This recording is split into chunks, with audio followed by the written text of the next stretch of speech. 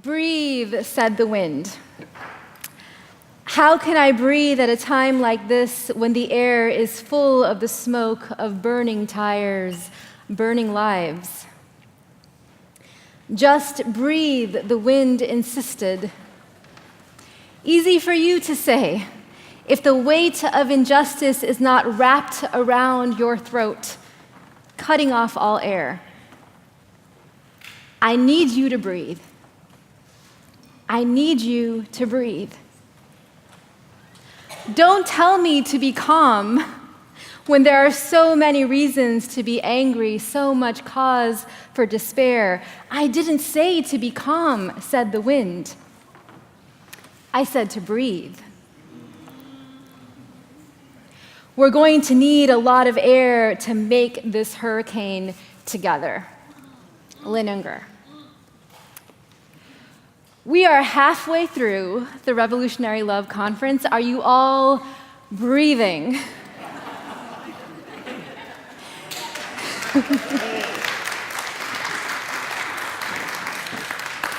Because today marks 100 days. 100 days into this administration, and here's what the midwife says. She doesn't say breathe once and push the rest of the way.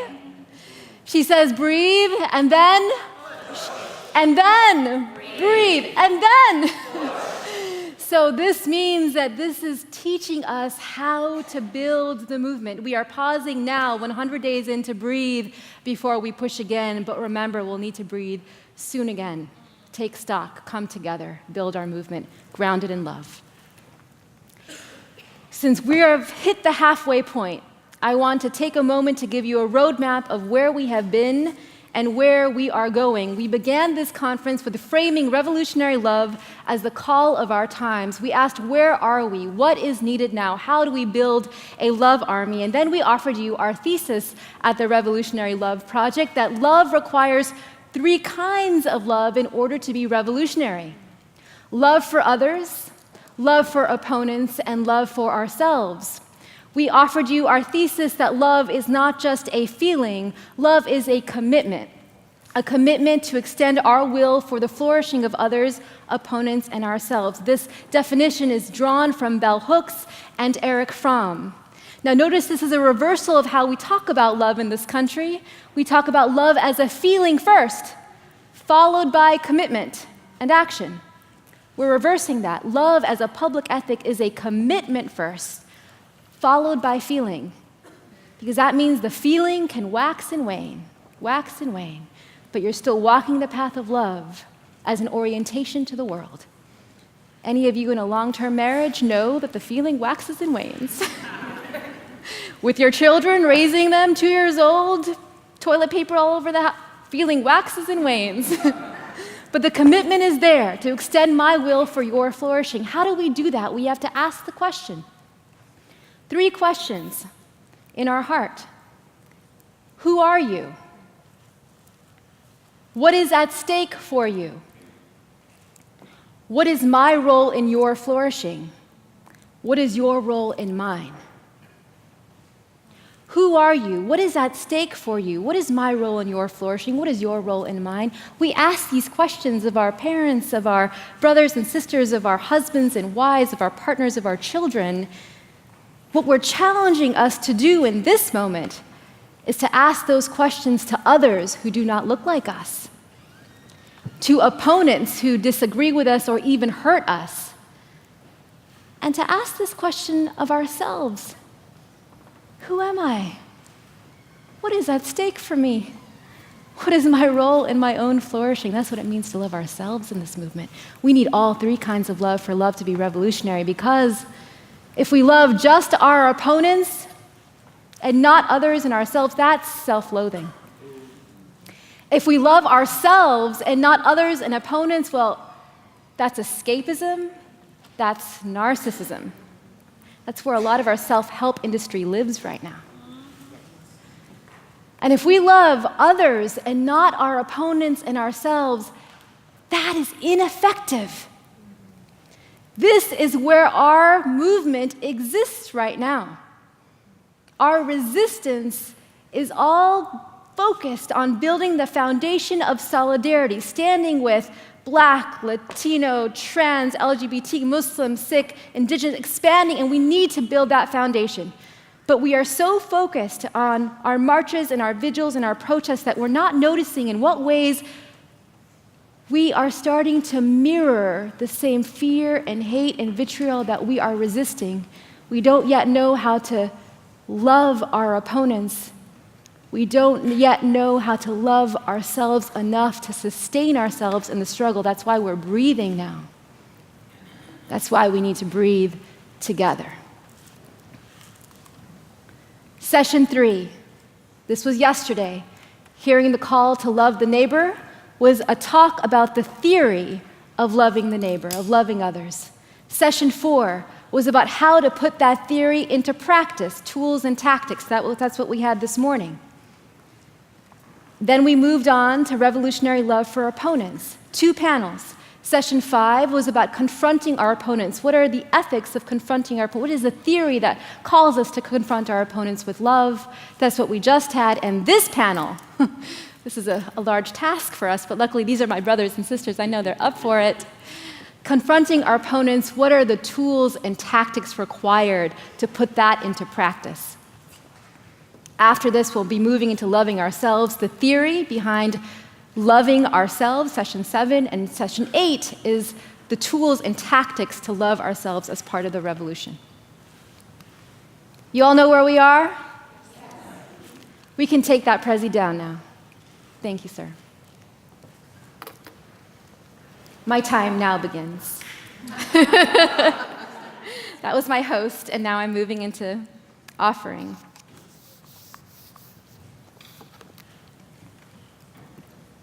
I'm going to begin with a prayer from my faith. Vaiguru Ji Ka Khalsa, Vaiguru Ji Ki Fateh. The beloved community belongs to divine oneness, and so does all that it achieves.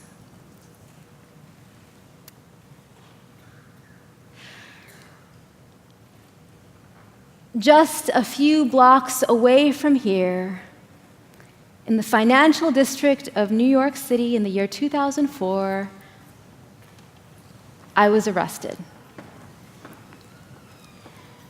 I was standing on the street corner holding my film camera to film a protest of the Republican National Convention, wearing a green badge that said legal observer. I was there to protect against police brutality. The NYPD came in with force. They knocked people down, they bloodied people up, and they turned to me, this brown girl who had nothing to protect her but a single badge, and within a moment I heard, NYPD, you are under arrest. I felt my hands taken behind my back. I heard my camera shatter into 1,000 pieces on the sidewalk. And I felt my body thrust against a wall. And as I slumped to the ground, I thought, it's okay. I've been arrested before. I know what civil disobedience looks like. I wasn't planning on it, but I can do this. Until I began to lose feeling in my hands. We were shoved into vans and taken to a makeshift detention center nicknamed Guantanamo on the Hudson. There were cages inside this detention center with barbed wire at the top and diesel on the ground. And by the time we were shoved into Guantanamo on the Hudson, I realized that I had lost feeling in my hands. I turned to the lieutenant, bespectacled white man, and I said, "Sir, could you please loosen my cuffs, please?" He said, "We're not here to make you comfortable." And he came behind me, and in order to make an example out of me in front of all of the others, he twisted my arm. The experience of it was as if someone had cut my hands from my body. I opened my mouth to scream. The world went black, and all I could hear to keep me alive in that moment was the prayer from my ancestors. The women Police officers panicked, loosened, took off my cuffs, led me behind bars, and there I lay for 16 hours staring at the bars with my dead hand on my chest. My first thought when I came to, I am a person of privilege. I am a citizen. I go to an Ivy League school. I am educated. I speak English. My family has been in this country for a century. And I could taste brutality like this. What happens to all of the people who do not have these privileges? What happens behind the closed doors of prisons across this country every single day? The thought was so overwhelming that my only response was, I need to go to law school.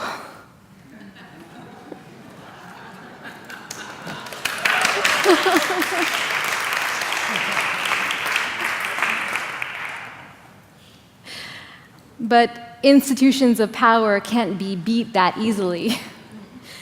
You see, when I was released, the trauma in my body worsened and deepened and spread. It turned into a chronic pain condition, and I didn't know how to deal with it. I was ashamed of it. I wasn't telling people about it. I didn't know how to reach out for therapy. Therapy isn't a thing in our community. And so I buried myself in books. I was reading Hegel and Heidegger and Kant as if they were going to heal me. I deferred law school for 3 years because the pain got so bad that I couldn't lift my hand to hold a microphone. These hands that hold cameras, that hold mics, that write, I could no longer use my hands. You see, what state violence does is not only break bodies, it breaks the human spirit. I have been taught to be ashamed of my rage as a woman and as a woman of color, and so I did not let rage in. And as long as I was suppressing that rage, trauma spread through me. Pain spread through me, coursed through me like a red-hot iron. It wasn't Hegel and Heidegger and Kant who helped me, it was Rumi. Rumi, who speaks of the human body as a guest house, every morning a new arrival, a depression, a meanness. Welcome and entertain them all, he says, even if they are a crowd of sorrows who violently sweep your house, empty its furniture, still treat each guest honorably. The dark thought, the shame, the malice, meet them at the door and invite them in. Be grateful for who comes, because each has been sent as a guide from beyond. Be grateful for my pain?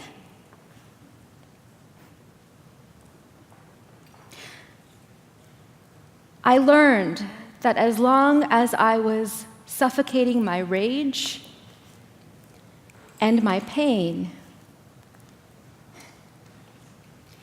it was going to eat me alive. I learned the first tool for revolutionary love for opponents. Tool number 1 is to hold your hurt. Hold your hurt. Do not be ashamed of your hurt. Honor your hurt, honor your pain as if it is a guest in your house, because it is there to teach you something. My pain taught me that my moral outrage was not something to be ashamed of, to cast aside, that we as people of color, as women of color, need to own our rage. There is the role of anger in revolutionary love. Anger is a guest, come to teach us that the institutions of power that we have inherited require us to be angry about them because their brutality breaks bodies and spirits. And so I finally began to hold my anger. I finally began to sense my pain. And sensing the pain in the body and the trauma in the mind requires you to give language to it. But we can't hold our hurt in isolation, because that is when it corrodes into hate. And so tool number two is to let love in. let love in. I finally gave voice to how much help I needed. And my now husband, he took me in, and we lived in a tiny place by the Pacific Ocean, and he would cut my meal with a fork and knife and feed me. He would wash my hair because I couldn't lift my hand above my head. He showed me that love is not a feeling, love is a commitment, love is action first. I remember sitting at the ocean and closing my eyes and imagining the water and the air and the wind and the sun cradling my body, my muscles, my flesh, my bones. And I started to let the love of the universe in. And then I found my healer. I found a neuromuscular therapist named Joyce Frazier. Where are you, Joyce? Lying on Joyce's table, receiving her body work as love.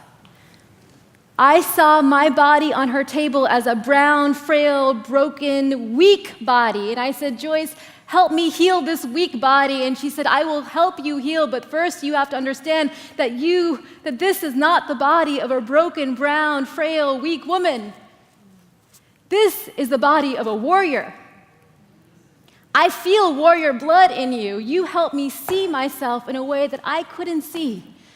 I couldn't see until I let your love in. That's what it means to hold trauma.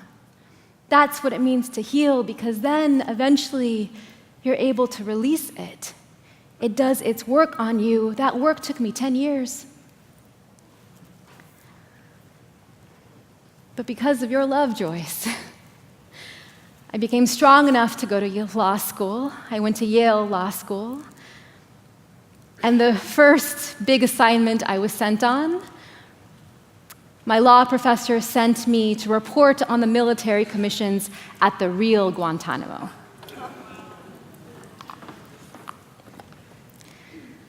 I arrived at Guantanamo Bay, and what you don't understand about Guantanamo Bay, Cuba, is it is beautiful. Pristine beaches, rolling green hills, a bright blue sky, and you make your way across the ferry into this town, this military base, and it feels like Main Street. It feels like Disneyland. There's a tennis court. There's a paintball center. There's a Starbucks. There's a McDonald's. There's an Irish pub. And just over the hill, a detention center where they hold brown bodies, brown like mine, languishing for years without charge, without trial. I wasn't allowed over at the detention center. I was only surrounded by soldiers that I could not look in the eye, because every time I looked them in the eye, I saw the police officer who hurt me. I was sitting in the courtroom waiting to watch the trial, the hearing, the military commission's hearing for Omar Khadr, the young Canadian who was caught on the battlefield in Afghanistan at 15 years old, brought to Guantanamo, who had just turned 23. He had come of age in Guantanamo. And as he was led in, it struck me just how young he was. And then I began to look on either side of him, these soldiers who I couldn't look in the eye before, these soldiers who were telling me that they were the captives here, that they didn't have freedom, that the prisoners had more freedom than they did, that they were the real prisoners, soldiers whose stories I could not bear to hear. I looked at them and I suddenly saw that they were young too. They were 18. They were 19, they were 20, and I looked at myself. I was so young. All of us, the prisoner, the soldiers, the student called to bear witness, all of us were children when September 11th happened. None of us created Guantanamo, but we have been called to inherit Guantanamo. We were called to preserve a Guantanamo, a system not of our own making, and made to participate in it, made to perpetuate it, whether as prisoners or guards or witnesses. we have inherited multiple Guantanamos, systems not of our own making. And I understood that those soldiers whose stories I could barely make myself hear, were telling their truth. They were trapped too. They were trapped in a system that forced them to dehumanize the ones on the other side of the cell. And they could feel it weighing on their spirit. I've come to understand that this is how power works. It captures generations, imprisons all of us, those on the other side of the bars and those inside the cells. Our suffering is not the same. Let me be clear, it is not the same. But true liberation is liberating all of us.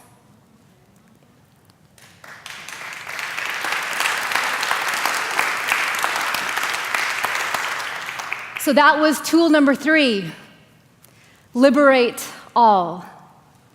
I left Guantanamo and I came back to my law school in Connecticut, and I realized that there was a supermax prison just a few miles away that held people in conditions of solitary confinement that rivaled the conditions we saw at Guantanamo. I understood that just as we have hidden Guantanamo away, created a legal black hole where our systems of rights and recognitions would not apply to those held in those cells, so too have we hidden people away behind our strip malls and suburbs and palm trees on this soil. You see, Guantanamo is not an anomaly. Guantanamo that is still open today. Guantanamo is only possible because of a culture that relies on a system of mass incarceration of Black and brown bodies on US soil. And so how do we fight that? What does it mean to liberate all? I knew that the only way that I could challenge Northern Correctional Facility, the Supermax prison of Connecticut, every state has one Supermax prison, was if I was brave enough to hear not only the stories of the prisoners and their families, but the stories of the correctional officers too. And so a band of Yale Law students, I brought them together and we led a year-long investigation into this Supermax prison. And we sat with the prisoners and we sat with their mothers and fathers, and then we sat with the correctional officers. And I heard their stories, and they talked about the high suicide rates, the high alcoholism rates, the high depression rates, what it felt like for them to cross into a combat zone each and every day.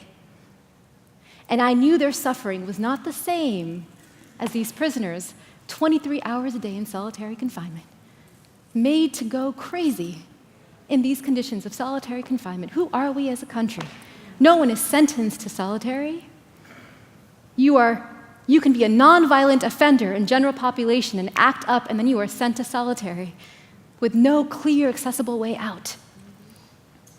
We call them the worst of the worst, just like we call those held at Guantanamo the worst of the worst, right? Our laws, our recognition, our dignity should not apply to them, but if we draw close enough to hear their story,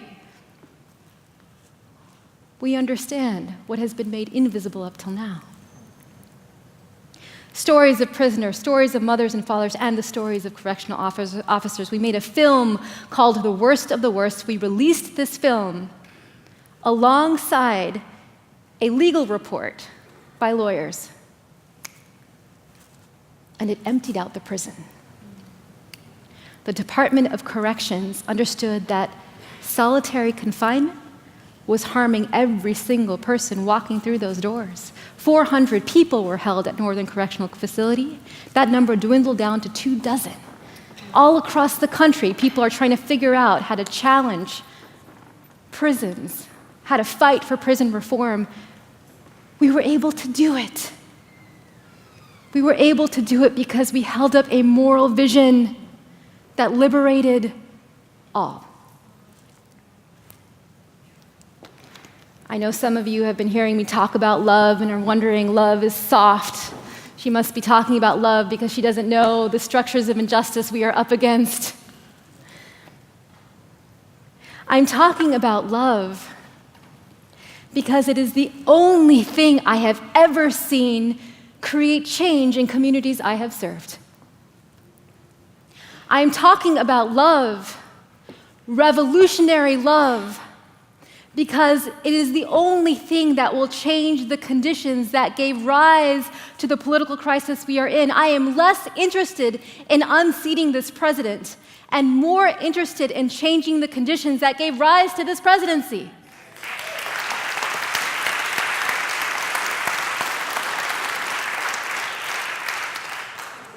I know this love is hard. I know a lot of you are hurting right now. But I invite you to think about these 3 tools. Hold your hurt. Hold your rage, your sorrow, your pain. Hold it. But don't hold it alone. Let love in. Hold your pain in community, a community that is committed to walking the path of love. And if you hold your pain in community, you will find a way to liberate all. Hold your pain. Let love in. Liberate all. You don't have to do all of these things at once because we are part of a movement. Some of us need to be the ones holding the hurt. If you are a person of color in harm's way right now, your job is to hold your hurt, to give it language, to honor it, but not to hold it in isolation.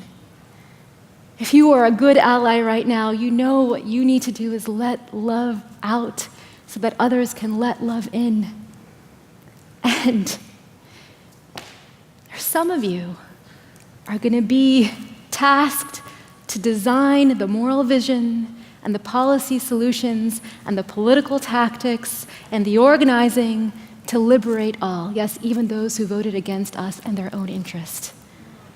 Because the only way we will birth a new future is if all of us are doing this together through the ethic of love. Thank you.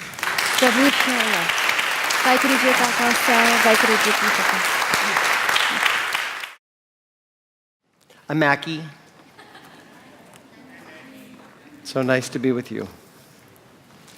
I just want to say I love these people. I was with Micky's people last night in Washington with Jen Bailey at the last of 100 days, 100 dinners. You may have heard this program of folks who are different coming together to have courageous conversations. It was great. It was wild. I emailed this morning, right before I got here, all the people I met last night, and they're different than I am, and I'm different than they are. And we said some crazy shit to one another last night. And woke up this morning and I thought, what did I say? I need your help. I work at Auburn Seminary, which is a leadership development center that equips leaders of faith and moral courage to do justice work. And I hold responsibility for a range of methodologies, like prophetic witness by any media necessary, like creative activism, and I've taken on this new challenge with my colleagues of courageous conversations that some have been doing for a really long time. And even Auburn has done some work in that space. Auburn had a program for kids from war-torn countries where the wars were defined by religious difference. Ireland, Northern Ireland, South Africa, Israel, Palestine, including US kids. And we used methodologies there. But I'm trying to find in this moment how to talk to my opponents, how to talk to my neighbors when we don't see eye to eye, how to talk to my family when we don't see eye to eye, and how they might talk to me when it may be I who needs to do some work.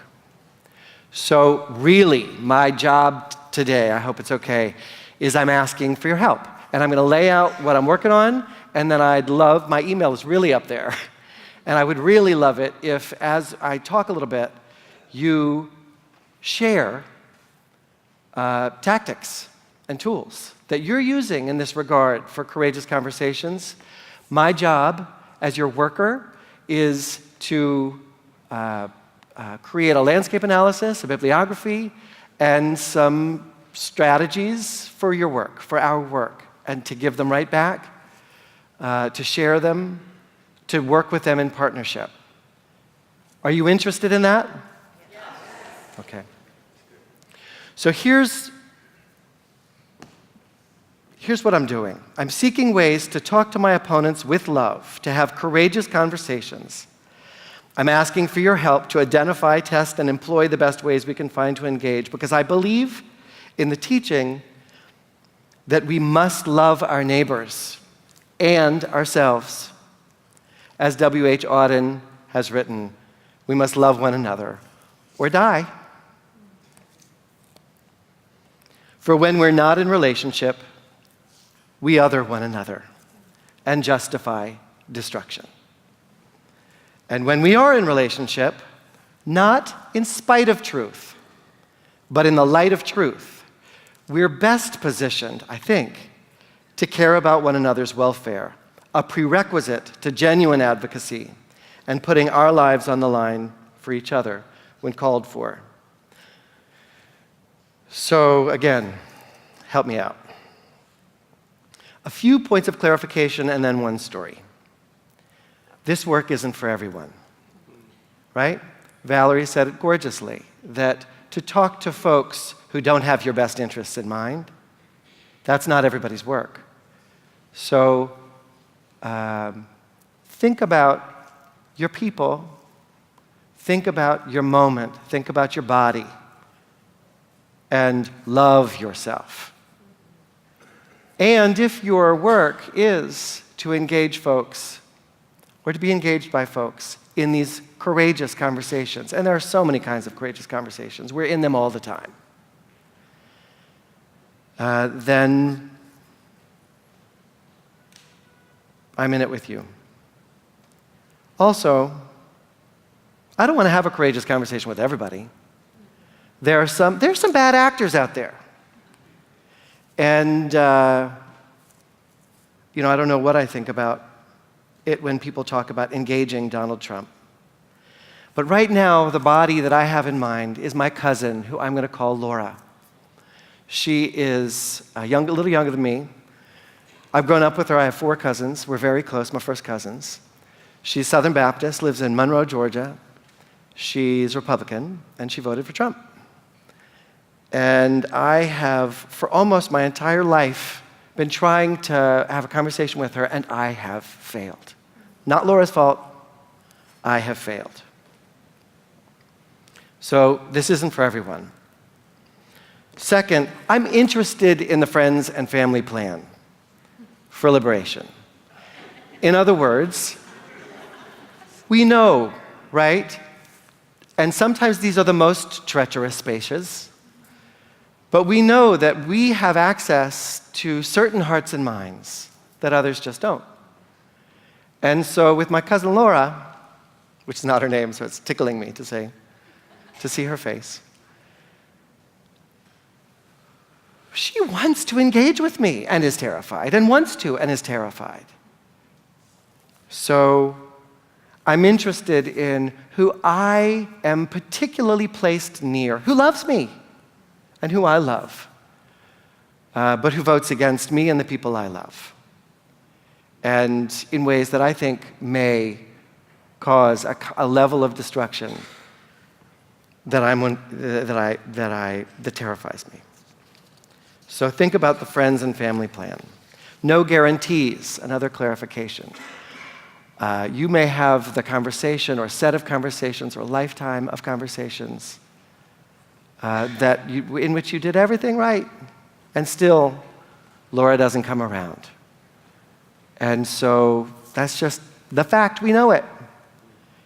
Perhaps we're best positioned to change that heart and mind or be changed by it, but no guarantees. And here's one for the room, and you all know it better than I do. This work is for us and them, and it's for us. In other words, I remember, Sharon, a meeting we had in December up at Auburn where we gathered to talk about how to organize after this election, and what we came out with by the end of the day, some of you all may have been there, was the sense that there were all kinds of fault lines amongst us, courageous conversations to be had, or not, but a lot of work to do in this space, as well as with my cousin Laura in Monroe, Georgia. We know that there are different needs and hence different tactics and tools. And so as we talk about what we can crowdsource together, there's the how are we going to get along and not kill one another, even though we will never see eye to eye on this front. There's the how do we work together for common cause, even in the face of irreconcilable differences. There is, I want to change your mind. How do I do that? Those are three different forms of courageous conversations. And I'm interested in the methodologies for all. And those are just three. Another one, this shit is painful. So I pray that we don't go and have those conversations without soul care plans for everyone. In other words, it's true. In other words, it's so funny, I looked down at the impact report at Auburn and saw our sister Linda Sarsour's face, and I just think about the work that you all do, the courage, the bravery, the cost. This shit is painful and often deadly. But as Bishop Gene Robinson has said, there are certain things that are worse than death. And living lies, for him, was one of those things. Shit is painful. So have that soulmate who knows you're going into that conversation. Talk to her, him, them before and after. And think about what you might need. Volume and care. Because you may not be the victim of this justice work. That is not justice. Change doesn't happen in a day, right? It may happen right before the person passes into the next life. So we may be investing for a very, very long-term piece of work, and still it can be of value, and sometimes not. And then the last disclaimer is, everyone will change. There's this piece by Walter Brueggemann that I remember, but not from where, from some talk someday in the past, where he described multi-faith work. And that when people of one tribe go over the mountain and into the next valley, the folk in the valley are changed, but so are the travelers. And so it has gone with my cousin Laura.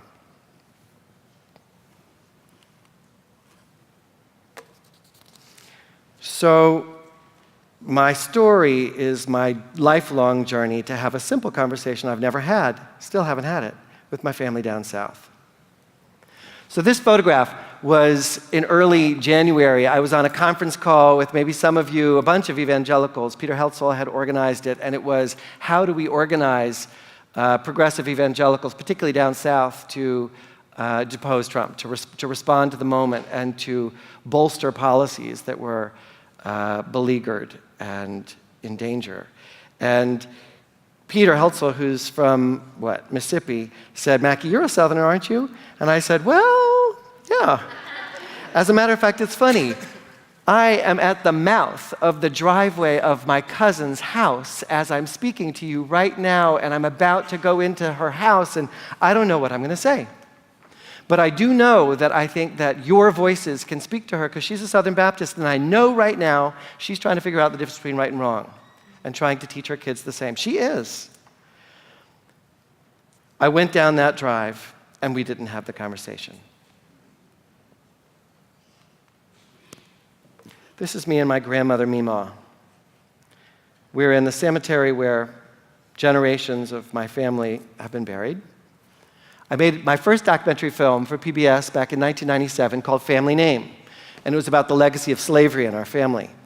I had come out as queer and had been told that it would kill the family if I came out. But in fact, truth-telling led to liberation, at least in my life and around me. And I began to think, what other kinds of secrets is my family invested in keeping, and what kind of liberation would truth-telling potentially lead to in the micro and maybe even beyond? So in this scene in the movie, it's a weird scene. For I'm asking my grandmother, did our family own slaves? And she says, with a smile, I just don't know about that. And I say, well, I've done research and I know that Thomas Howard Alston owned slaves. I mean, I know it. Can we go to his grave? And we went to the grave, and in the scene, she couldn't find it. She couldn't find the grave, and we traveled, and it may be true, but it was this crazy game, this cat and mouse game where I was saying, tell me the truth, please. Give me this ugly inheritance. It's mine. Tell me the truth. Who are we? But the piece of voiceover in this scene right there is, I said, it's funny, we humans, for she's not telling me about our slave-owning past, and I'm afraid to tell her that I'm gay. So it's easy to us and them for me. Right before, look, I was out on Oprah with this movie. The movie came out and got a lot of attention. So right before I did that, I said to my parents, I know you think it's going to kill my grandparents to tell the truth about who I am, but I got to, otherwise she's going to see it on TV and that will kill her. And I told her, and of course she said, Macky, honey, at this age, all that matters to me is that you're happy and you got somebody to love. Can we please talk about something more interesting, right? With a big smile. And that's great, but, I avoided that conversation for decades. And so my other grandparents were dead, and I didn't go down south, and I didn't talk to my cousins until I had to, until I forced it in this really bizarre way. The notion that it's easier for one or me to be honest on Oprah than it is at my family's kitchen table is deep. The last film I made for my cousin, I have worked in this work of prophetic witness, and one of the tenets is know who you're addressing when you create media or when you go in media or when you decide what you want to say, because if you walk into a hospice room on the cancer ward, how you say God loves you, I am with you, for example, to an 8-year-old will be very different than to an 80-year-old. You know to whom you're addressing your discourse. So this film I made, which was called Love Free or Die, about Gene Robinson, the first openly gay person to be elected bishop in the high church traditions of Christendom, I made for my cousin Laura.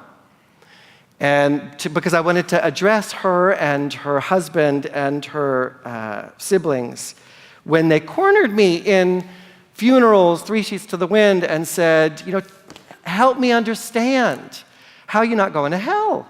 Because I've learned from the pulpit that that's what it is, but I love you and I love your kids and I love your husband, and help me understand, but that was a conversation I wasn't courageous enough to have. So I made a movie.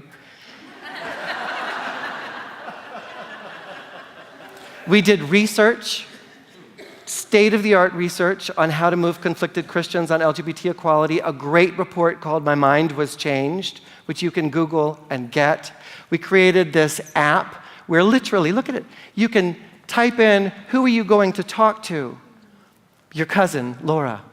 And then the next pull down is, where does she live? How old is she? What religion is she? What race is she? Are you queer? Is she queer? Like that. And then it meta tags all the data out there as to how you might move them best, engage them best, and create your own personal plan to do that.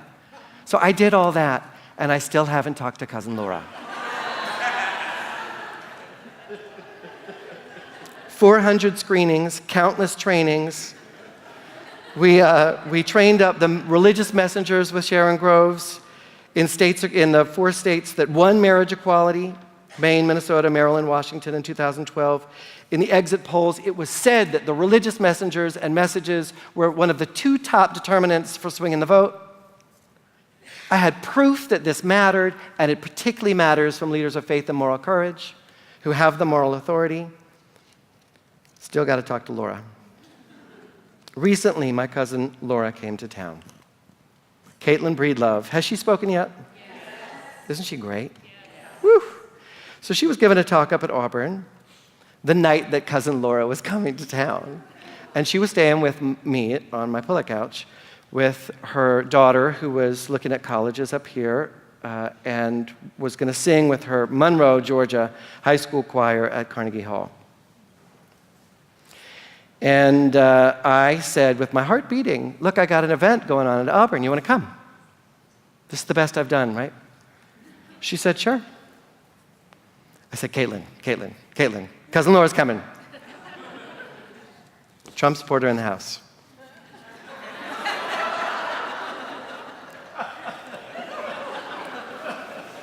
Caitlin did this beautiful teaching, but it was for us. It was interesting, because even as we knew that the purpose was to create space for all, it was for us. It was us. We didn't really, I don't think we really had the way to let her in, even though Caitlin knew. And we went around the room at the end saying, how was this for you? And everybody said, here's how I want to talk to them, here's how I want to talk to them, here's how I want to talk to them, here's how I'm scared to talk to them, my family, I have a family. Then it was my turn. I said, my family. I said, my heart's pounding. This is it right now. We're on 2 sides of this divide, and we've never had this conversation, not even yet. So I'm looking for tools. And I'm grateful to you, Laura. And then Laura, with her 11th grade daughter sitting next to her, said, with this beautiful face toward me and then the room, I'm so glad to be here. Thank you so much for having us. Here's my prayer. Would you, before you judge me, just talk to me.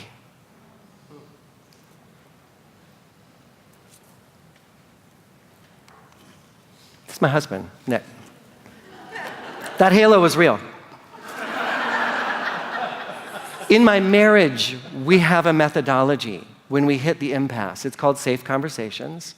It's beautiful. It's one methodology I'm studying. We're testing it in June. If you want to test it with us, come and join. It's one strategy. It is hardcore. It is hard work. When I say to Nick, I think we have to have a Safe Conversations talk, he's like, no! But it's divorce or Safe Conversations. For real. In my marriage and in our nation. And these are my daughters, my husband and my daughters. I need tools not only to equip me to help my family get woke, but for my family to awaken me.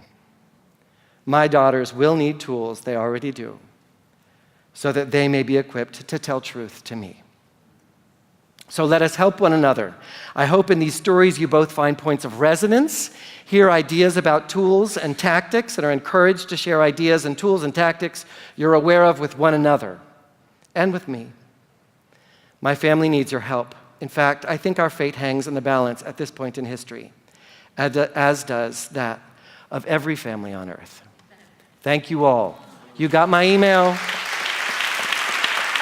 Please. Any resources, I will be your worker. I will crowdsource them and share. So 2 really important things first. One is that, who was here last year? Okay, so if you heard me speak last year, you know we have to have an agreement that because of this thing, I can only wear 1 earring at a time. So everyone has to agree to look at me from this side. And just use your powers of visualization and pretend that I'm wearing both earrings, okay? Because I'm just really disturbed that I'm only wearing 1 earring, but I tried to argue with the sound guy, and he was not having it. So they're actually called the perfect hoop, and they really are, and I'm just so sad. Okay, so everybody look at my perfect hoop. Okay, so I'm a little off-centered. And then the other thing is I am so moved by how the Spirit, I believe the Spirit, is weaving so much together through this conference already. And so thankful for how Valarie took us through what's happened already. And in preparing this, I didn't talk to anybody else who was speaking, but I already can see how things are being woven together and how specifically we are getting some messages. Now, you got some mamas up here, so you're going to get some stuff about birth, and that's where I'm going to because I'm a mama and a doula. And so you're getting stuff about birth and kind of this rebirth. And so I don't know why that's where the Spirit is taking us, but I think we need to be paying attention.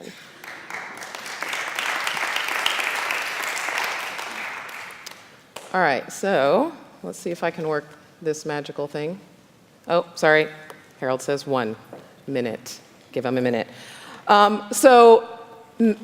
Macky already kind of front-loaded a little bit about the 100 days, 100 dinners, which I'm going to get to.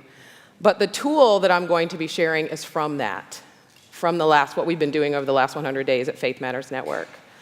And it is this invitation to brave space. So normally, we do this as a part of our 100 days, 100 dinners, and we read this together at the beginning. And we do it in different ways. Sometimes we read it all together. We read different lines, and sometimes we read it as a group. But I have it, but it's too small, so I'm going to read it or say it to you guys. Okay, so together, we will create brave space. Because there is no such thing as a safe space. We exist in the real world. We all carry scars, and we have all caused wounds. In this space, we seek to turn down the volume of the outside world. We amplify voices that have to fight to be heard elsewhere. We call each other to more truth and love. We have the right to start somewhere and continue to grow. We have the responsibility to examine what we think we know. We will not be perfect. This space will not be perfect. It will not always be what we wish it to be.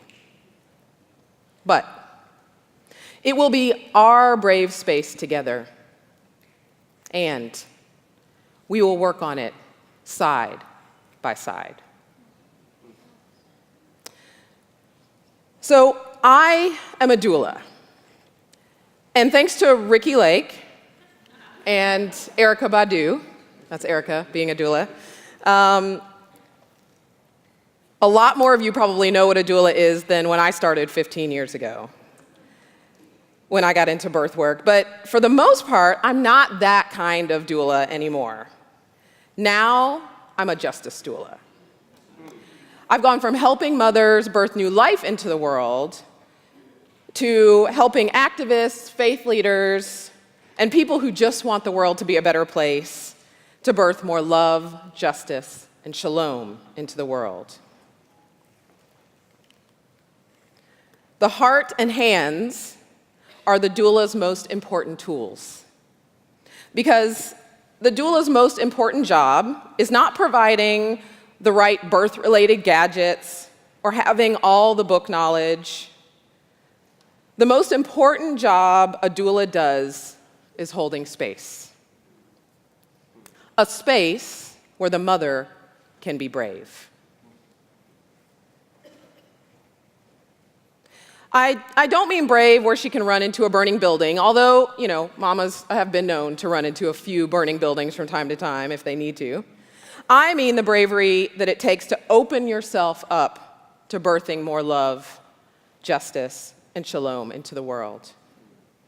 We all need that kind of bravery that every birthing mother reaches deep inside of herself to find. Now, I've birthed many things. A few humans, some businesses, a few humans, they're pretty cute. Some businesses, some projects. And what I know from witnessing many, many births in many different scenarios, and from being in my own body as 3 other people tried to get out of it, not at the same time, separately, thank God. I always used to dream about having twins, and then I had one baby, and I was like, God, one at a time is cool. We're gonna be fine. And that's how it happened, thank goodness. Is that there comes a time in the birthing process when you feel as if the thing that is inside of you is going to break you in half if you're lucky, and into 1,000,000 pieces if you're not. And if, as if our brilliant sister Valarie has said, we are not in a darkness of the tomb, but a darkness of the womb, it's not a darkness of stumbling around, trying to find our way.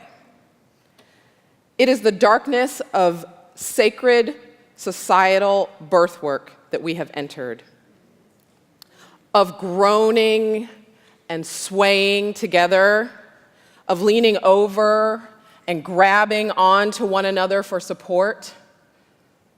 We are in a spiritual birthing time, and we must be brave. We must face the opponent on the inside that tells us that we will be shattered beyond repair if we face what's in there. See, every birth presents the hero's journey, this ancient story archetype where the main character overcomes the outside challenges and ultimately completes the journey by facing what is deep within. This is exactly the ancient story we are being invited into in this moment.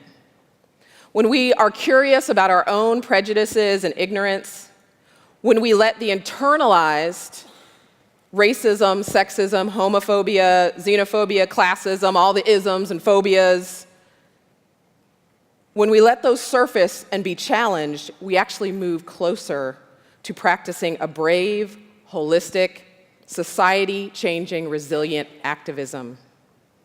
We do not break into 1,000,000 pieces or even in half. We instead experience the change that comes when healing starts from the inside. And shared, that healing creates brave, revolutionary space where these healed selves create a more healed and just society. Audre Lorde said, got some serious Audre Lorde quotes going on because, Mama Lord.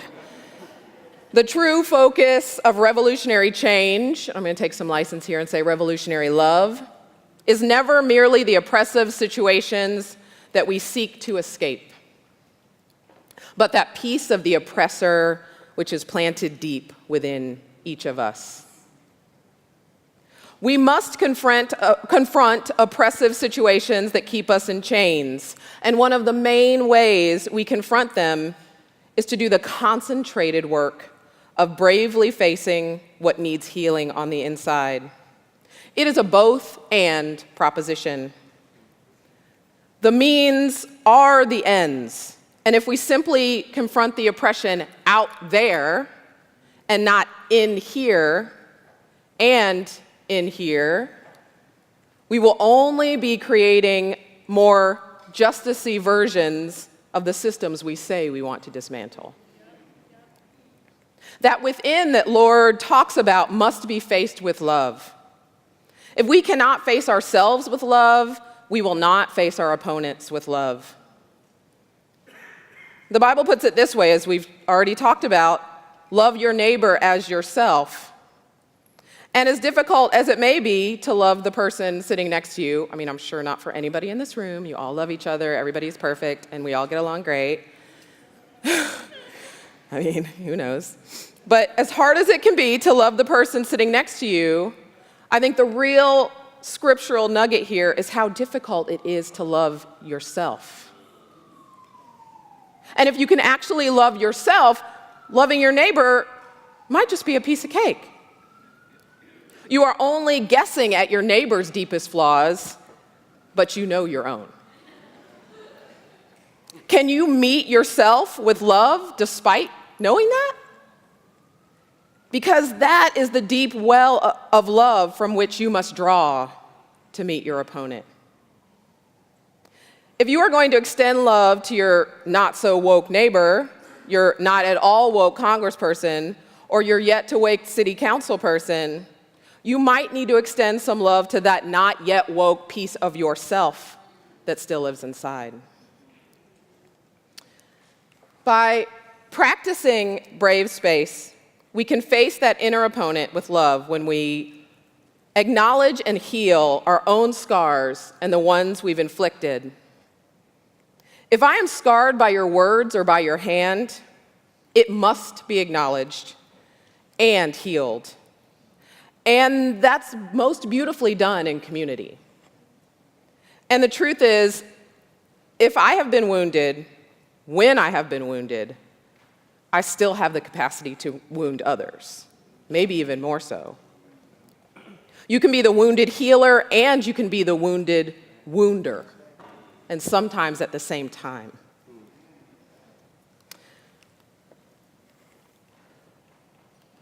We also face that inner opponent with love when we turn down the world and turn up our inner world, listening to the wisdom of our inner teachers, listening to the spirit, and to the whispers of our ancestors.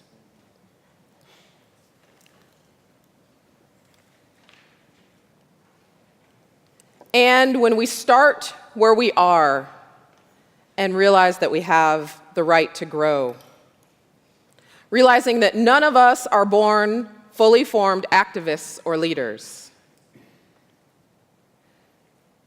And we must take responsibility for examining our own stories, the messy ones that we live in, and the ones we use to fill in the blanks about other people.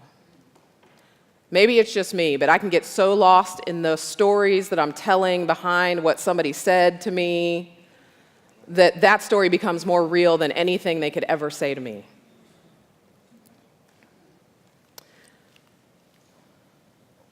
So this is some of what has surfaced while exploring the practice of brave space. Brave space that we carry within, and brave space that we practice out with others. Spaces that are not just safe, but that also encourage us to give as we are able, to heal as we work toward healing the world, and to set an example of resilient leadership as we welcome new people into the struggle. Creating spaces that are safe is admirable, but in many respects has devolved into a long list of rules of relating to one another where we police tone, language, and behavior, leaving some of us paralyzed, some of us frustrated, and others of us dragged, and fewer of us engaging in actual relationship. And here's where it really gets me. It doesn't actually acknowledge that there aren't enough rules and agreements in the world that are really going to let me as a Black woman feel safe.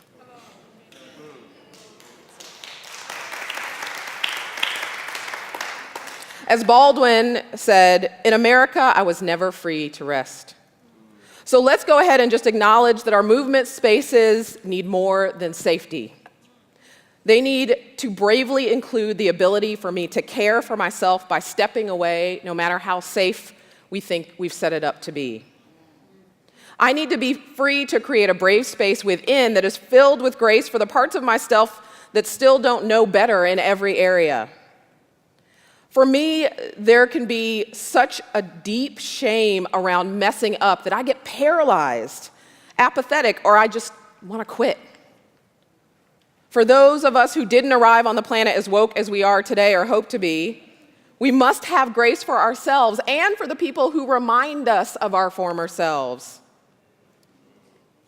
Sometimes I wonder if the frenzy by which we go after other supposedly woke folk is merely a way of distracting us from the places where we are still asleep. I don't know how to perfectly manage the needs of everyone in movement space, but I know we can do better. The invitation to Brave Space is an invitation to do better. So I invite you to use Brave Space as a tool for confronting your opponents, both within and without, with love. You'll be joining hundreds of others who have been co-creating Brave Space. This is brand new. You guys are some of the first people to see this. Around dinner tables with our 100 Days, 100 Dinners campaign. And we're now moving into the People's Supper. So we're going to be asking people to have dinners for the rest of the year. We're trying to do 750 dinners in the year.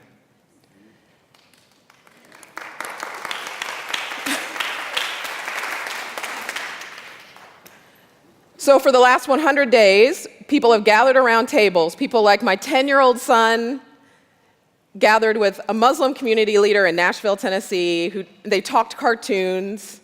And at another dinner on Vanderbilt's undergrad campus, the white male president of the Campus Young Republicans Club, who had pre-dinner jitters, met with a 30-year-old black female AME minister. These people have gathered around tables and extended the invitation to Brave Space to each other. Hundreds of people are reaching inside and doing what it takes to show up to that space, brave enough to have real conversations about what it takes to heal and what it takes to bridge. They are dueling each other into Brave Space. So as your justice doula, I invite you to breathe.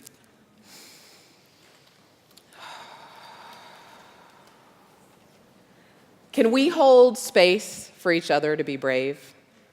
Can we do that together? I really do believe that we can. Deep in my core being and in yours, we can be brave. Here in this room, practice being brave with each other and with yourself. At dinner, as we face the opponent within and without, and in our movements for justice.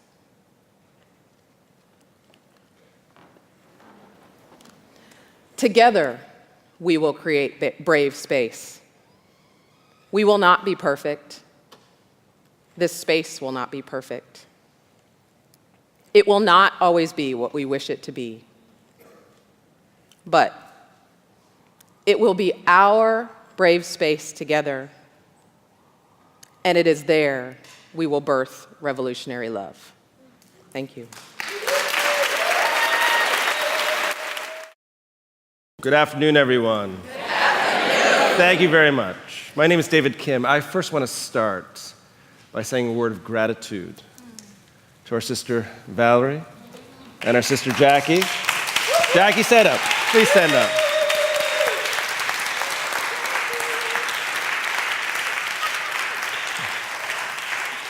Now, the people and traditions I come from, we start with a word of gratitude. I am a Confucian and I am a Christian, which means that I am born from ethical relationships and born from love. I say this in this moment because this is a moment where we need to be clear where we come from, and not just where we're going. We also have to understand the moment deeply. Let's be clear. This is a moment of catastrophe. You may be feeling agitated and fragile, but this is a moment of catastrophe where catastrophe means a downward turning. It's not just crisis. Everything has been put to question. And it's not just a moment of catastrophe, but it's a moment where we are confronting evil. We've been talking about opponents and neighbors, but let's be clear.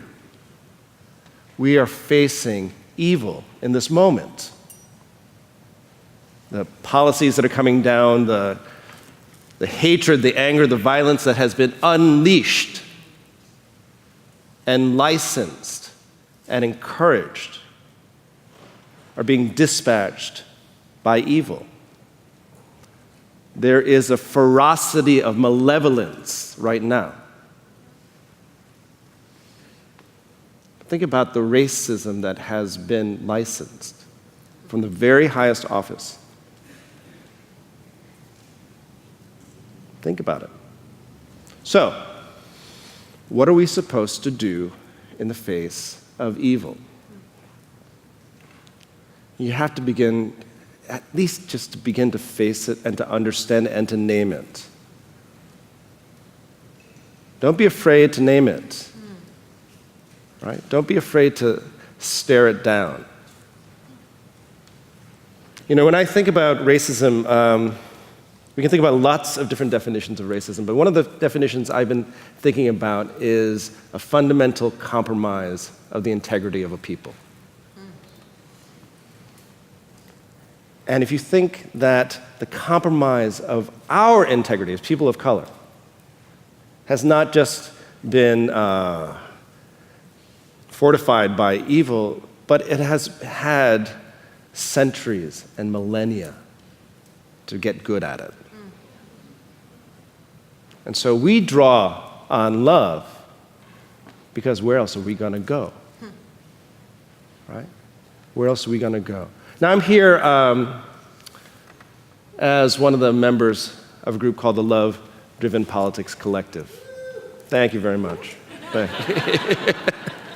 We have one fan out there. Hopefully by the end of the hour, we'll have 3. Okay. Maybe 4. We don't know. We're ambitious that way. Love Driven Politics Collective, we started as a group of teachers, activists, artists, community members who are deeply concerned about our political culture and climate. And we thought, how can we transform our politics away from one that's centered on accruing power, about enemy and friend, and one that could be centered on values of love, where those values are things like compassion, generosity, forgiveness, and mercy, where mercy means something like bending our hearts towards suffering. Imagine a politics where compassion and generosity reigned, where forgiveness and mercy were our everyday lives. Because what kind of politics do we have now? We have a politics of annihilation. And think of what about annihilation means. It literally means to make the other nothing. So you talk about racism, right? The compromise of people's integrity. An annihilation where you have structures that are seeking to make you nothing. Not just to erase you, but to actively reduce you to zero. So you can imagine the big lift and the big shift that has to take place. How are we going to begin? And how are we going to think through this shift from annihilation to love? You know, I was thinking about the invocations of the Golden Rule by these amazing folks. The version of the Golden Rule I want us to think about is not love thy neighbor as thyself, but love thy enemy as thyself. Think about how hard it is to love thy enemy when you know your enemy is not just seeking your annihilation, but you know your enemy is an agent of evil. And I'm not talking about your cousin. Because I can love your cousin. I'm going to have a harder time loving, let's just name our president. Right? How are we supposed to love thy enemy? And what does it look like and feel like to love one's enemy? Where that mandate, that holy mandate, is monstrous. Love evil? Love evil? How are we going to begin to imagine loving evil? This is where it gets shaky, right? And it should feel shaky. You should feel, we should be trembling in the face of this. Anyone who feels calm, they're lying. You know they're lying, right? Because one of my concerns right now, on this 100th day of this horrific presidency, is that people are starting to get used to it. You hear me? They are starting to feel like this is normal. Oh, they're not such bad people. No, they're okay. He's really, doing this for cover. No, this is not normal. Don't get used to this. You hear me? Do not get used to this feeling of being subjected to evil. It's as if to say to folks, get used to the compromise of your humanity and your integrity. Do you understand me? Do not get used to this feeling. Be agitated. Be agitators. You want to join a resistance, right? See? One more fan. We got two. You want to join a resistance, but make sure that resistance is born out of love. And it's a resistance that is born to birth a beloved community that let's be clear, it's a beloved community that we have not yet fully seen and not yet fully felt. I'm a teacher, I'm an academic, I'm a scholar, amongst other things, and we tend to spend a lot of time talking about thinking. So let's rethink our moments. The charge of love-driven politics is to say, let's refeel our moments. Where it's not just to feel good, but it's to feel reality. And it's to feel toward a future. So if the beloved community is our future, our hope, our aspiration, where aspiration means something like breathing and the spirit moving towards that, what are you going to do to get there? What are you going to do to get there? There's an exercise I do with my students. I ask them these 3 questions, sets of questions. I said, what are you known for? And what do you want to be known for? What are you praised for? And what do you want to be praised for? And what are you damned for? And what do you want to be damned for? Wow. Now, ask yourselves, what is required in your life such that the answer to each of those questions about what are you known for, what are you praised for, and what are you damned for, the answer to each of those questions is love. What do you got to do in your life so you can say, I am known as a warrior for love? What do you got to do in your life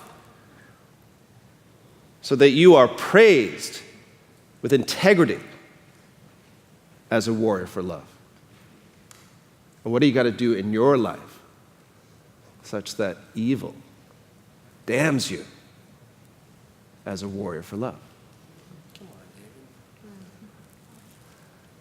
What's got to go on in your life? What's got to go on in our lives? What's missing now? I so appreciated the words of self-worth and self-love. Because I've been thinking about, so should we think about our thoroughly racist moments? Other than reaching for a drink. Right? And I've been thinking a lot about W.E.B. Du Bois. A lot. And you know, most folks, when they go to the Souls of Black Folk, they say, you know, they go to the line, the problem of the 20th century is the problem of the color line. The line I go to in Du Bois right now is, how does it feel like to be a problem? Right? How does it feel like to be a problem? Now, when Du Bois was writing this, this was a vexing question. How does it feel like to be a problem? But say we're in 2017,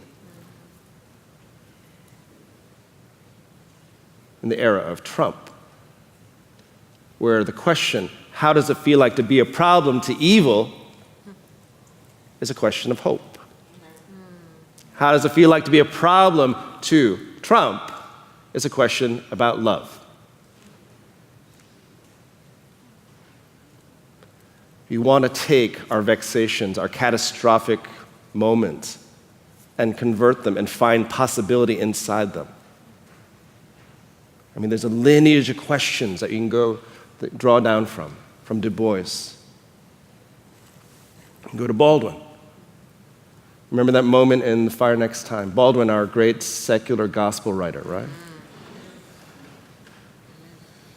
Baldwin, you know, that beautiful letter to his nephew, and he's talking about his childhood in Harlem, and he talks about the blood-stained and urine-soaked hallways and the young lives that are gone, and he says, what happened to all that beauty?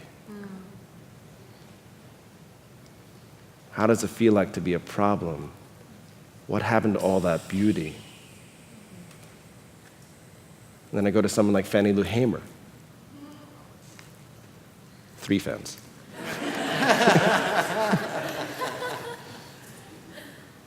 When she says, I'm sick and tired of being sick and tired. Yeah. So what do we got to do to stop feeling so sick and tired? And how is love an answer to that? And then I go to my teacher, my friend, Cornel West.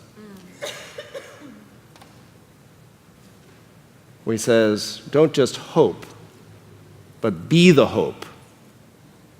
Right? Be the hope. Live the hope. I want to take all those questions. I want to take all that inheritance, that my ancestors. And I want to ask, how do we be the love? Again, where that love is to be a warrior, an agent for compassion and generosity, for forgiveness and mercy. How do we be agents of mercy in a moment that is saturated by evil? That's our challenge. That's our challenge. And I'm not trying to leave you in a down mood. No. But I need us to be clear-eyed and clear-minded and clear-sighted and clear-hearted. It is hard to love well if you're not clear-hearted. So let me confirm and affirm something to you all. Each and every one of you is worthy of love. Each and every one of you is worthy of love. Especially in the face of evil. Because evil is telling you, and has been telling you, for a very long time, that you're not worthy of love. But it's time to change that story. Not just to rethink that story again, but to refeel. To refeel. I'm so fortified to be in solidarity with all of you. I feel that coursing in this room, this amazing space, this extraordinary space with these extraordinary people. We are not alone, right? We are not alone. So I want to thank you. I want to thank you.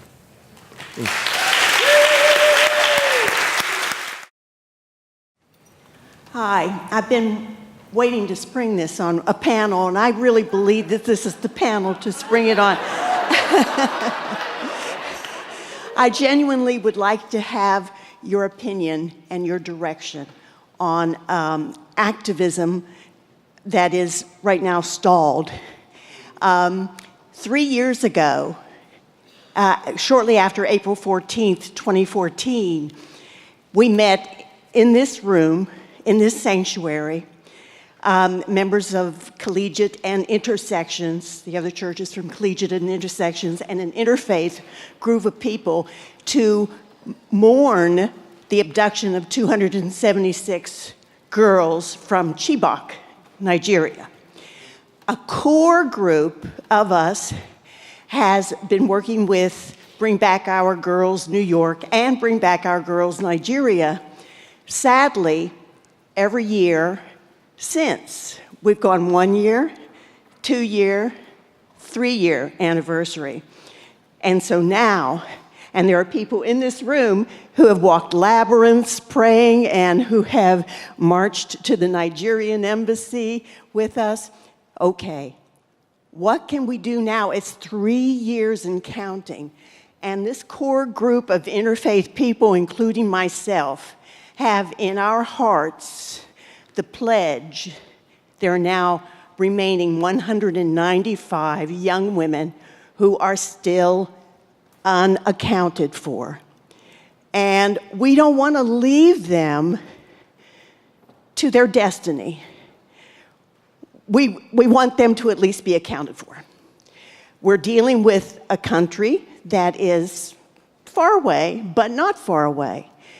But we're also dealing with the fact of trafficking and how effective trafficking is and how easy it appears to be. And what do we do now? We're wondering, should we camp out outside of the Nigerian embassy? How do we find sources to make this next steps effective? Barbara, is that your name? Oh, Yes. I can't believe I can read that far. Okay. So I don't know what your group does together, if it's really a group or how you're structured. But the thing that came to mind is that you guys become more than a group that just protests together or does action together. So really becoming a community of practice together, of spiritual practice together. So that there is something greater than the action or the activism that holds you together.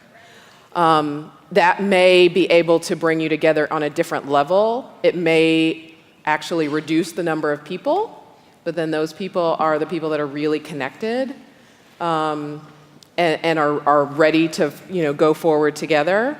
But I think having this deeper connection where you guys have something else that can get you through the times, because maybe it isn't just action, action, action, action all the time. It's not always strategy, right? My mentor, Alexia Savatiera, talks about dove power and serpent power, right? And I believe so deeply in that it is now on my body, right here on my leg, dove and serpent power. And so what I heard you ask was a lot about serpent power, which is this, what strategy can we use? And I'm asking, what dove power have you been using? What spiritual power have you been using to both knit you guys together as a group and to move things in the atmosphere that you can't see and don't know about? Wonderful. Thank you. Others? Anybody else? Okay, we'll take this question. Thanks, Barbara. Can I say one thing? Sure. I love Micky's response. I'm reminded that when Valarie founded the Groundswell community at and with or through Auburn, our first campaign was to take Backpage down off the Village Voice pages because it was trafficking kids. And that just happened. And that was a long time ago, and a lot of activism, and a lot of partnership, and a lot of different waves, and a lot of different folks pushing and pushing and pushing.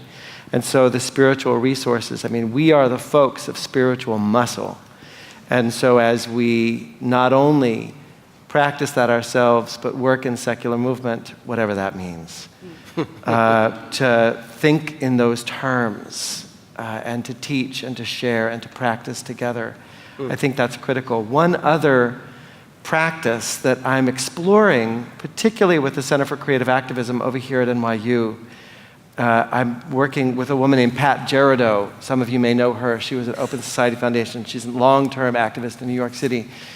We're creating this training that we're going to pilot in a week and a half in Minneapolis about how to develop indigenous, ravishing protest that enlivens us, that gives us life but doesn't drain us in their very creative project. And the process is as much of a spiritual practice, awakening the creative, the joy, the communal. And so will you email me and I'll share with you that methodology. Thank you. Thank you, Macky. Let's have your question. So I heard in this space and kind of keep hearing in this space this need to both kind of hold on to the anger of, especially those ways in which we might personally be oppressed in order to do work in the world, but also to hold the ways in which we act as oppressors too, right? And that we have to hold both of those. And I hear that, but I don't know how. I don't, spiritually, I don't feel like I know how. It's tiring to do both. I tend to retreat into one or retreat into the other. So I'm wondering you already started digging into practice, right? So either in your individual practice or in your community of practice, what are things that you do in your daily life to be able to hold both of those at the same time? The way we make change is just as important as the change we make. I heard that coursing through each of our voices. And to your question, the way we make change is just as important as the change we make. And so the most powerful tool that I have in my toolkit to cultivate the ethic of love is storytelling. Because through stories, I am able to hear the call of those who need me to stand up for them. I am able to hear the stories of those whose oppression I participate in. And I'm able to hear the stories of those who hurt me. The practice of listening to one another's stories is a courageous act. And the reason we talk so much about loving oneself is to prepare ourselves for that courageous act. And I want to tell you that it's difficult, and that it takes 3 years and sometimes 15 years. Yeah. I became an activist when my uncle was murdered after September 11th. He was the first Sikh American, first person murdered in hate crimes after 9/11. For 15 years, I have used storytelling to advocate for my community. 15 years later, last September, I returned to the gas station where he bled to death, as we have every single year, laying down the flowers, the candles in the spot where he bled to death, and his brother, Rana Sodhi, turns to me and says, "Nothing has changed." I have done so much work through stories, cultivating the ethic of love, using my law degree, my film camera, and yet a generation of activism has not prevented this era of rage. And so I turned to Rana and I said, "Whose story have we not yet heard?" The next morning, we called Frank Roque, Balbir Uncle's murderer, in prison. And as the phone is ringing, my heart is beating in my chest. And he answers, and he begins to speak, and he says, "Yeah, I'm sorry for what happened to your family, but I'm also sorry for what happened to all those thousands of people killed on 9/11. And as I'm hearing him, I start to get angry. I stop listening. I think, my God, there are limits to love. You do not call your uncle's murderer. There are limits to love. But Rana, who's so quiet, who has practiced how to listen in ways that I am still learning, says, "Frank, this is the first time I have ever heard you say you were sorry." Rana takes a step toward Frank, and then Frank takes a step toward Rana. He says, yes. He says, yes, I am sorry for what I did to you and your brother. And when I go to heaven to be judged by God, I will ask to see your brother, and I will hug him, and I will ask for his forgiveness. I learned that forgiveness is not forgetting. I will never forget what he did to us, just as we will never forget what perpetrators of hate crimes are doing to us, or what terrorists have done to us, or what this demagogue in office is doing to us. We will not forget. Forgetting is not the absence of justice. Forgiveness is not the absence of justice. Forgiveness helps us lead the way to the beloved community after we win justice. Forgiveness is not forgetting. Forgiveness is freedom from hate, because when we are free from hate, then we have the courage to draw close to our oppressor's story, and they no longer become an oppressor. They become a brother who was lost.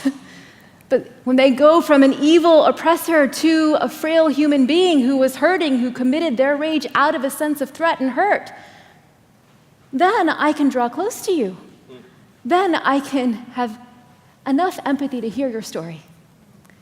Not to make you feel better, but to be able to fight the cultural forces that nurture the violence in you. To be able to dismantle the institutions of power that allow you to hurt us. Amen. Amen. So revolutionary love is a call of our times, because it is the only way to change the conditions, right? And the way to do that, I think the most powerful way is through storytelling. Beautiful, Valarie. Thank you so much. Thank you so much. Yes. Sharon is one of our circle leaders, and I'm just going to ask you to say the question. So it stays in the room. No, say it. Say the question. They're not going to answer it, but if you say it, it stays in the room. They're not, because we're at time. I'm just saying. This is actually a question for the whole conference, so this is Great. good. Excellent. And you know it's a good conference when it shows up in your dreams, right? And this has been doing that for me. And one of my favorite disruptors is Tracy West, who spoke last night, not just about how revolutionary love is different than other kinds of love and dissecting the difference. But she spoke around how the language of love is so often used in a weaponized way to actually keep a very loving conversation from happening. And your question, gorgeous? And I think about, my question is, what do we do with that? Okay. What do we do when we get stuck with love the sinner, hate the sin? Beautiful. What do we do when it's used to literally to keep us from actually getting specific and actually seeing people? So how is it? I'm going to just offer one. Dr. King says the first step toward loving your enemy is forgiveness. I think that is incorrect. I think it is the last step. It took me 15 years to talk to my uncle's murderer. 15 years. I couldn't have done it the year later, even 10 years later. It took me 15 years. All of us who are hurting right now should not rush to reach out to our neighbors and our family members who voted for this president. We're not ready. We hold the hurt, we let in love, and then we liberate all.